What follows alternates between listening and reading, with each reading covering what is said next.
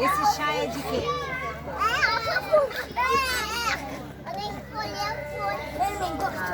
Ah, que legal. E quem é que escolheu as folhas?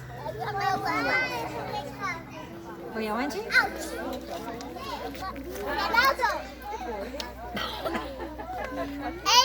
E para quem vai ser esse chá? Para visita?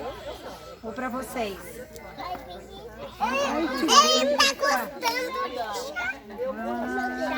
Aventureiros, o chá tá pronto. Quem quiser vir tomar e oferecer aqui para as visitas.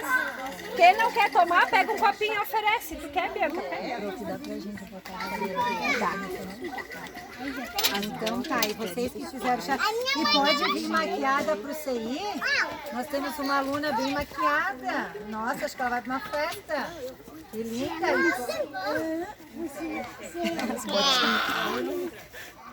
Muito bom. Parece água. Parece água. Aqui vou brincar. Dá uns aquele sorrisão bem gostoso. Oi, vamos brincar fora do círculo, brincar pra cá, ó. Fora do círculo. Vem, Ana. Vamos brincar do lado de cá. Oi.